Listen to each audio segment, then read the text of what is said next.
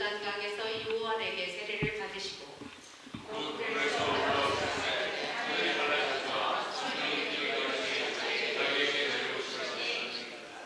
하늘로부터 소리가 나기를 너는 내 사랑하는 아들이라 내가 너를 기뻐하노라 하시니라. 광야에서 40일을 계시면서 사단에게 시험을 받으시며 들짐승과 함께 계시니 천사들이 수종 들더라. 아멘. 시간에 강물같이 흐르는 기쁨이라는 제목 가지고 목사님 말씀 전해주십니다. 은혜가 충만하시기를 축복합니다. 하나님 감사합니다. 지난 한 주간도 주의 은혜 가운데 살게 하셨다가 오늘 귀하고 복된 날 또 주님께 나와서 저희가 하나님을 찬양하며 경배하며 예배를 드립니다. 이 예배 가운데 함께 하시고 성령께서 함께 하여 주시어서 오늘 우리가 드리는 이 예배가 그 어떤 자리, 그 어떤 시간보다도 더 값지고 귀한 예배가 될 수 있도록 인도하여 주옵소서. 말씀을 태어난 부족한 종에게도 성령께서 함께하여 주시어서 하나님 말씀만을 온전히 대언할 수 있도록 성령님이 인도하여 주옵소서. 예수님의 이름으로 기도합니다. 할렐루야. 오늘은 우리가 성령 강림 주일로 지키고 있습니다. 최초의 성령 강림은 우리가 잘 아는데도 사도행전 2장 4절의 말씀에 나오지요. 오순절 날이 이미 이르매 그들이 다 같이 한 곳에 모였더니 호련히 하늘로부터 급하고 강한 바람 같은 소리가 있어 그들이 앉은 온 집에 가득하며 마치 불의 혀같이 갈라지는 것들이 그들에게 보여 각 사람 위에 하나씩 임하여 있더니 그들이 다 성령의 충만함을 받고 성령이 말하게 하심을 따라 다른 언어들로 말하기를 시작하니라. 이렇게 증언하고 있습니다. 강력하고 놀라운 첫 번째 성령 임재 사건에 대해서 성경은 아주 웅장하게 우리에게 말씀해 주고 있습니다. 사도행전 말씀을 보게 되면은 이 성령 임재 사건이 우리에게 있은 후 정말 많은 일들이 일어났습니다. 사람들이 각각 다른 나라의 언어로 방언으로 말하기 시작했습니다. 그리고 베드로가 거리에 나와서 복음을 증거할 때에 하루에 3,000명씩 그 말씀에 회심해서 돌아왔다라고 성경은 말씀해 주고 있습니다. 베드로와 요한이 성전을 갈 때에 나면서부터 일어나지 못하는 안진뱅이가 구걸하는 모습을 보고 그의 손목을 잡고 내게 은과 금은 없지만은 예수의 이름으로 나사렛 예수의 이름으로 일어나 걸으라 라고 얘기할 때에 그 안진뱅이의 발목에 힘이 생기고 그가 걸어가는 놀라운 이적을 나타냈다라고 말씀해 주고 있습니다. 성도들은 날마다 주님 전에 모여서 또 자신의 재산을 팔아서 많은 어렵고 가난한 사람들에게 나눠주고 공유하며 함께 떡을 떼고 음식을 나누며 하나님을 찬송하고 하나님 앞에 예배드리는 그 놀라운 일들이 계속해서 일어나고 있었다라고 성경은 말씀해주고 있습니다. 이러한 성령 강림의 사건을 우리가 읽을 때마다 우리는 가끔 우리 신앙을 돌아보면서 부끄러워질 때가 있습니다. 나는 과연 제대로 하나님을 믿고 있는가? 또는 나는 제대로 성령의 임재하심 속에서 살아가고 있는가라는 것들을 우리 마음속에 질문할 때가 있고 가끔은 그래서 신앙적인 열등감에 빠질 때도 있다는 것입니다. 왜 오늘 우리에게는 또는 왜 나에게는 이러한 성령의 임재의 모습이 내 삶 속에서 드러나지 않는 것일까라는 질문을 던지고도 합니다. 어떤 분들은 이렇게 얘기해요. 원래 우리는 성령 체험을 경험하고 살아야 되는데 우리의 잘못된 죄악 때문에 우리가 성령의 체험을 하지 못하고 살아간다라고 말씀하시는 분들이 있습니다. 이런 분들은 또 이렇게 얘기해요. 성령 체험을 하기 위해서는 우리가 많은 노력을 해야 된다라고 말씀하시는 분들이 있습니다. 그래서 실제로 우리 주변에 보면은 성령 임재를 경험하기 위해서 아주 여러 가지 방식과 다양하게 노력하시는 분들이 있어요. 그래서 내가 성령 체험을 받기 위해서는, 성령의 은혜를 경험하기 위해서는 방언을 해야 된다 해서 방언을 위해서 기도하시는 분들이 있습니다. 또 성령의 은사를 받기 위해서는 치료의 은사, 신유의 은사를 받아야 된다라는 영적인 경험을 위해서, 영적인 경험을 갖기 위해서 애쓰고 노력하시는 분들이 있습니다. 어떤 분들은 예배 시간에 또는 어느 집회 장소에 가서 그 목사님이 기도할 때 펑펑하고 쓰러지는 모습을 보면서 쓰러지는 모습을 보고 그래야 성령의 역사하시면서 그것에 대해서 이렇게 홀리시는 분도 계시고요. 또 모든 예배 속에서는 병 고치는 은혜가 있어야 된다라고 얘기하고 있습니다. 제가 어렸을 때에는 이런 얘기도 들었어요. 어떤 부흥 집회에 갔더니 부흥 강사님이 기도해 주는데 그 이빨이 그냥 모든 이빨이 아니라 그 아말감이라고 하는 게 이렇게 씌웠던 이빨이 어떻게 해요? 금이빨로 변하는. 그래서 그 얘기도 저는 들은 적이 있어요. 성령이 우리에게 임하십니다. 치유의 은사와 방언의 은사, 여러 가지 은사들이 나타나고 또 이러한 사건들은 반드시 우리가 경험해야 된다라고 주장하시는 분들도 계십니다. 여러분은 어떻게 생각하십니까?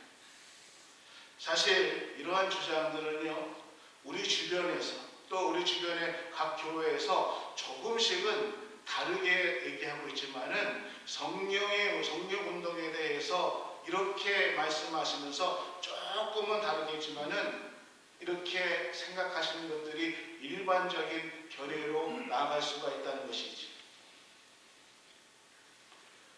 다른 한편으로는 초대교회의 성령의 역사는 이례적인 단편적인 모습을 보여주는 사건이고 그 이후에는 성령 임재의 사건은 일어나지 않았다라고 또 이렇게 주장하시는 분도 있습니다. 이렇게 완전히 다른 관점에서 말씀하는 이 이야기들에서 우리는 어떻게 성령의 임재를 이해해야 될까?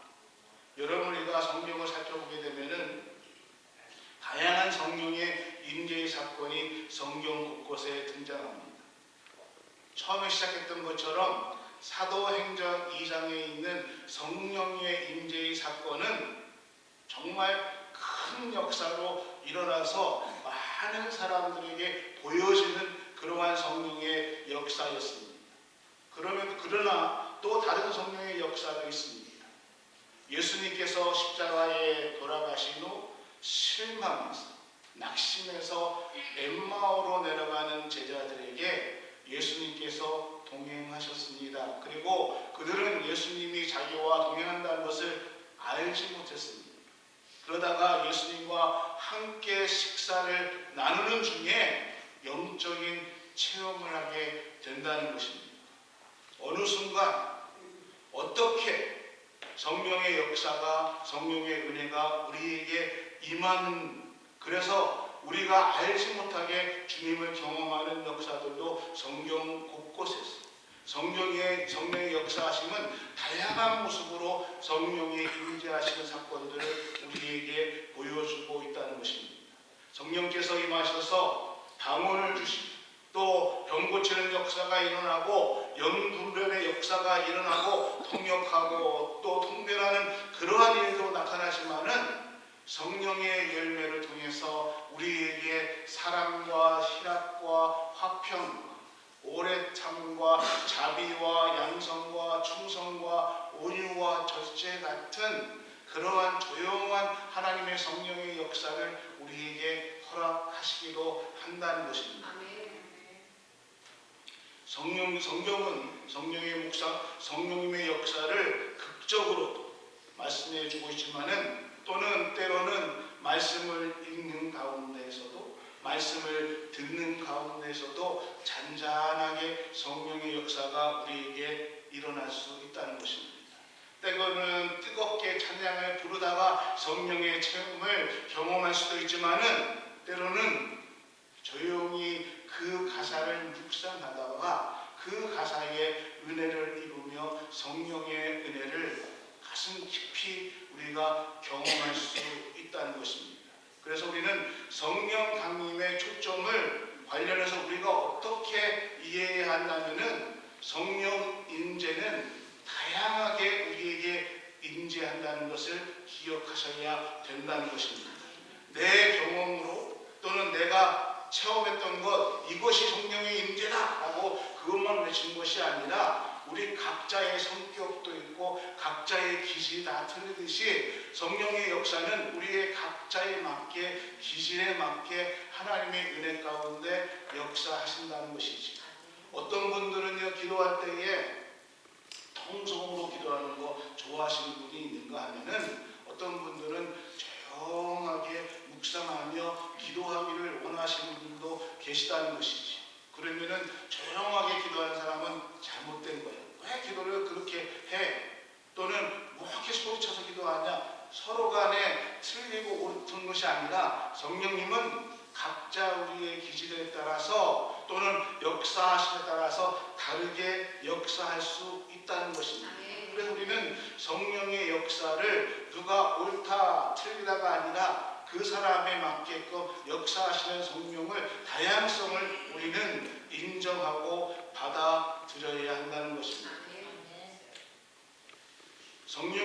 성령의 강림을 통해서 우리는 여러 가지 이야기를 할 수 있지만은 그런지 저는 오늘 성령 강림절을 맞이해서 지금 예수님의 세례 현장에 나타나신 성령의 역사를 보면서 오늘 함께 은혜를 좀 나누려고 합니다. 예수님께 임했던 성령의 강림 12절 말씀에 이렇게 얘기하고 있습니다. 성령이 곧 예수를 광야로 몰아내신지라. 이 말씀은요, 좀 이해하기 어렵다는 것이죠. 성령님께서 예수님을 광야로 몰아내셨다는 것입니다. 여러분, 우리가 성령 받는 것은 얼마나 좋습니까? 성령을 왜 받으려고 하십니까?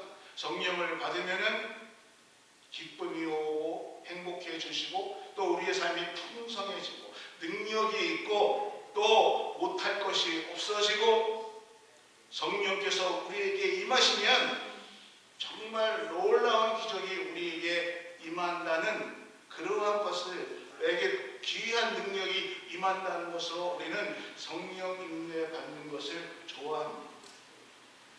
그런데요, 성령에 충만한 것이 꼭 그러한 능력만 받는 것을 성령의 충만함이라고 말할 수 있을까요? 오늘 성령은 성령이 임했을 때에 성령이 곧 예수님을 광야로 몰아내셨다라고 얘기하고 있습니다. 이 사건을 똑같이 누가복음 4장 1절에 누가는 어떻게 얘기하는가 하면은 예수님께서 성령의 충만함을 입어 요단강에 돌아오사 광야에서 40일간 성령에 이끌렸다라고 이야기하고 있습니다. 예수님께서 성령의 이끄심에 따라서 어디에서 광야에서 40일간 머물러 있었다라고 말씀해주고 있다는 것입니다. 예수님의 성령을 체험하신 장면을 보면은 방언이 터지고 예언이 터지고 그리고 새로운 능력을 통해서 거기에 있는 병든 자들을 치유해주는 그러한 사건에 대해서 얘기하지 않습니다. 예수님의 성령의 사건은요, 예수님의 능력과는 전혀 다른 이야기라고 성령은 말씀해주고 있습니다. 오히려 성령이 임하신 후에 예수님은 그 성령님의 이끌려 광야로 가셨다, 광야로 내몰리셨다라고 성경은 우리에게 말씀해 주고 있습니다. 광야에서 예수님은 40일을 금식하며 사탄의 시험대에 섰다라고 성경은 우리에게 얘기하고 있습니다. 그러므로요, 우리가 이 말씀 볼 때 예수님께 임한 성령의 임재는요, 모든 일의 완성이 아니었다는 것입니다. 예수님은요, 성령 임재를 통해서 어떠한 능력을 받으셨고 성령 임재를 통해서 어떠한 능력을 행하신 것이 아니라, 모든 문제가 해결된 것이 아니라 예수님에게 성령이 임하셨다는 것은 성령님께서 예수님을 또 다른 곳으로 인도해 내셨다는 것입니다. 어디로 인도하셨습니까? 성령님께서 광야로 인도하셨다는 것입니다. 여러분, 이 말이 무슨 의미일까요? 오늘 우리가 이 말을 조금 이해하려면은 먼저 성령님께서 임재하신 모습을 우리가 조금 살펴보아야 합니다. 9절과 10절에서 이렇게 얘기하고 있습니다. 그때에 예수께서 갈릴리 나사렛부터 와서 요단강에서 요한에게 세례를 받으시고 곧 물에서 올라오실새 하늘이 갈라짐과 성령이 비둘기같이 자기에게 내려오심을 보시더라 라고 얘기하고 있습니다. 사도행전에 비슷하게, 또는 마가복음과 누가복음에서 예수님께 성령이 임하실 때에 놀라운 사건이 일어났다라고 얘기하고 있습니다. 어떠한 사건이었습니까? 하늘이 갈라졌다, 성령이 비둘기같이 내려오셨다라고 말씀하고 있습니다. 많은 사람들이 이것을 보는 놀라운 성령의 임재 사건을 경험했습니다. 그런데 그 다음부터 내용이 사도행전과 틀리다는 것입니다. 하늘로부터 소리가 나기를 너는 내 사랑하는 아들이라 내가 너를 기뻐하노라 라고 얘기하고 있다는 것입니다.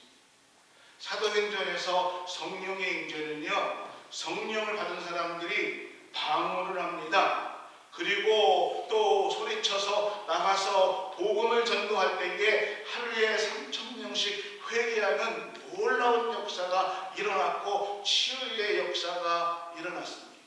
그런데 오늘 마가복음에 예수님 앞에 임한 성령의 임자는 예수님을 향해서 하늘로부터 하나님의 음성이 들렸습니다. 내 사랑하는 아들이다, 내가 너를 기뻐한다라는 것입니다. 한쪽에서는요, 받는 것을 증언으로 얘기하고 있습니다. 그런데 또 한쪽에서는 들음에 대해서 얘기하고 있습니다. 성령을 받아서 일어나는 역사에 대해서 얘기하고, 또 한쪽은 성령이 역사하시면서 하나님의 음성이 들려짐에 대해서 얘기하고 있다는 것입니다. 오늘 예수님에게 성령이 임하셨을 때에 하나님의 음성이 들려왔습니다. 자신이 누구인지, 또는 하나님이 큰 기쁨을 받는 자녀라는 것, 지금 예수님의 성령 임재를 통해서 하나님께서 예수 그리스도를, 예수님을 누구인지에 대해서 분명하게 말씀해 주는 소리가 났다는 것이죠. 내 사랑하는 아들이다, 내가 너를 기뻐한다라고 얘기하고 있다는 것입니다. 여러분, 사실 오늘 우리 크리스찬들에게, 오늘 우리에게 이러한 경험은 많이 있습니다. 때로는 우리가 살아가는데 너무 답답한 일을 당할 때도 있고요, 너무 억울한 일을 당해서 마음이 상할 때가 있습니다. 그래서 이러한 막막함을 두고, 억울함을 두고 하나님 앞에 우리가 기도합니다. 그때마다 성령님께서 우리를 찾아오십니다.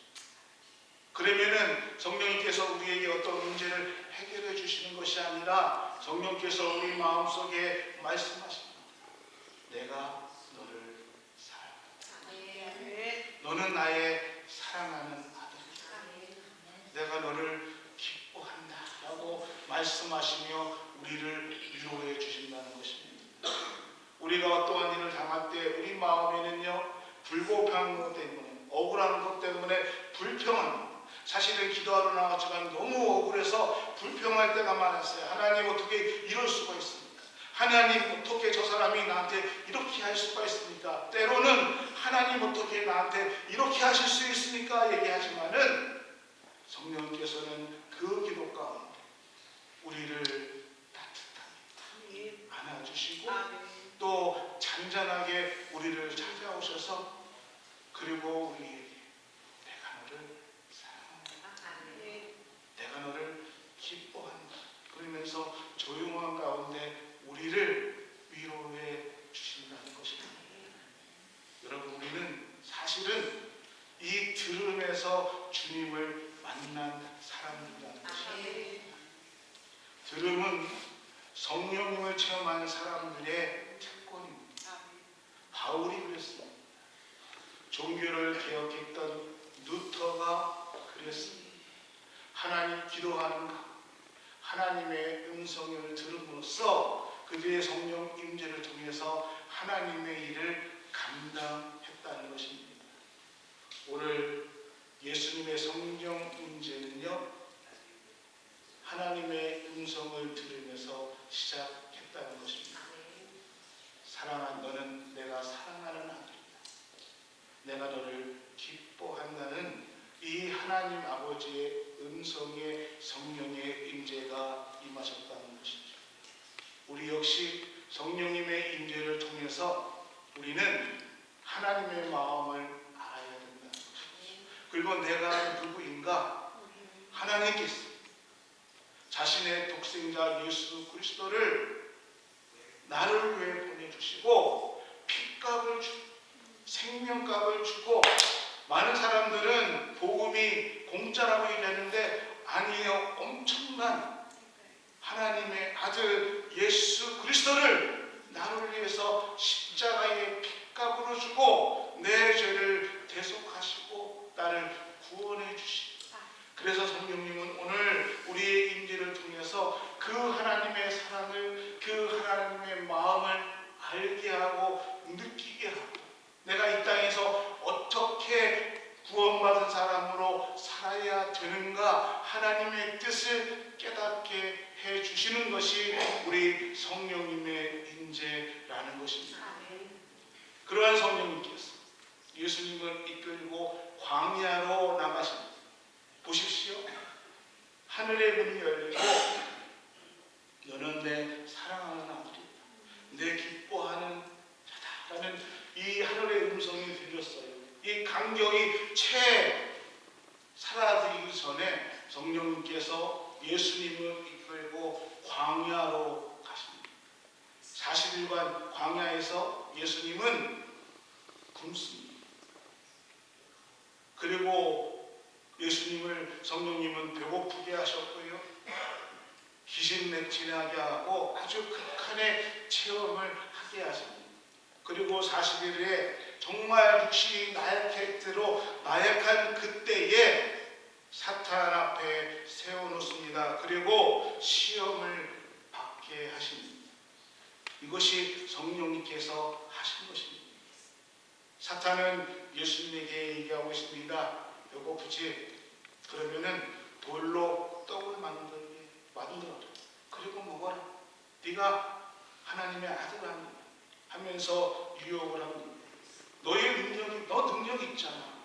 그 능력을 가지고 지금 돌을 떡으로 만들어서 먹어라고 이야기를 합니다.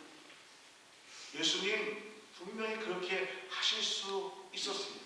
그러한 능력이 있었던 분입니다. 그런데 예수님은요, 그 능력을 사용하기 위해서 이 땅에 오신 분이 아니었기 때문에 사탄의 유혹을 단번에 거절하십니다. 사탄은 또 천하만국을 예수님 앞에 보여주면서 나에게 절을 한 번만 하면은 이 모든 천하를 너에게 주겠다라고 얘기합니다. 그때에도 우리 예수님은 오직 하나님만이 예배 드리는 대상이다라고 하면서 이 땅에 온 목적이 하나님을 경배하기 위한 것이지 사탄의 경배가 아니며 사탄의 유혹을 거절하십니다.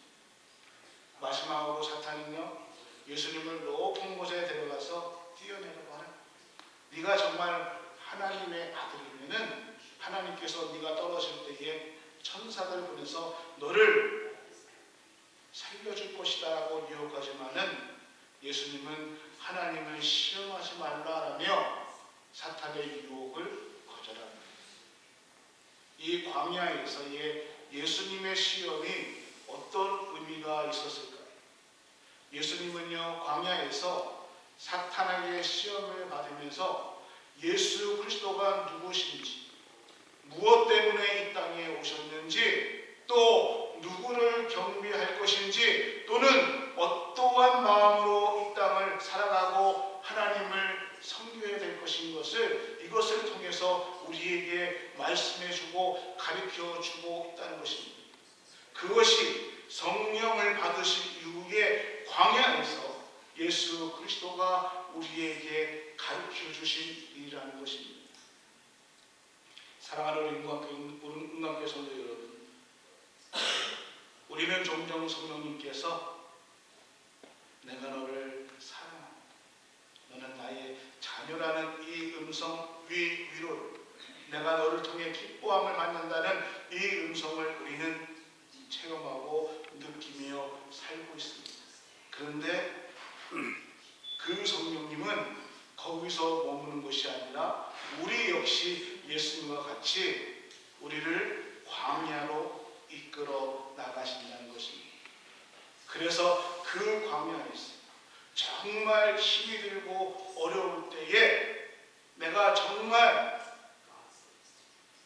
그 고통 속에서 신음할 때에 성령님은요, 우리 가운데서 예수님 앞에도 그랬듯이 하나님의 사랑하심을 우리에게 말씀해주고 있다는 것입니다. 광야에서, 세상에서 우리는 때로는 예수님처럼 배가 고픕니다. 힘이 듭니다. 지쳐있고 힘이 빠질 때가 얼마나 많이 있는지 말입니다. 근데 여러분 기억하십시오. 그 자리에 나 홀로 있는 것이 아니라 성령께서 우리와 함께 계십니다. 성령께서 나와 함께 계신다는 것입니다. 내 눈물 속에 성령께서 함께 하시고, 그 외로움 속에 성령께서 동행하시고 역사하신다는 것입니다. 그러면 우리는 그 고통의 광야의 자리에서 무엇을 위해서 살 것인가에 대해서 고민하셔야 됩니다. 왜 성령께서 우리를 광야로 이끌으셨는가? 내 삶이, 구원받은 내 삶이 빵으로 살 것인가? 세상의 권력을 얻기 위해서 살 것인가? 세상의 이름을 내기 위해서, 기쁨을 얻기 위해서 살 것인가? 세상의 방식으로 살아갈 것인가? 아니면 하나님을 경배하고 하나님을 예배하고 영원하신 하나님 앞에 감사하며 살 것인가? 우리는 그 광야에서 하나님의 음성을 기대해야 것이고, 성령님이 나에게 임재하시며 내가 이 땅에서 어떻게 살아야 할 것인가를 믿음으로 고백하고 그 결단하며 결심하는 것이 나의 광야의 삶이라는 것입니다. 그곳에서, 그 결단 속에 성령님께서 함께 하신다는 것입니다. 그렇습니다, 여러분. 어렵고 힘든 속에서, 때로는 어려운 일을 당할 때마다 우리는 하나님이 나에게 무엇을 원하시는지 신앙의 결정을 할 때가 있다는 것입니다. 이러한 어려운 가운데에도 그럼에도 불구하고 나는 주님을 믿겠습니다. 그럼에도 불구하고 나는 주님을 따라가겠습니다. 그럼에도 불구하고 나는 주님을 경배합니다. 바로 그 결단의 순간들, 그 결심의 시간 속에 바로 그 자리에 우리의 성령께서 동행하시고 우리 성령께서 함께 하신다는 것을 믿으시기를 주님의 이름으로 축원합니다.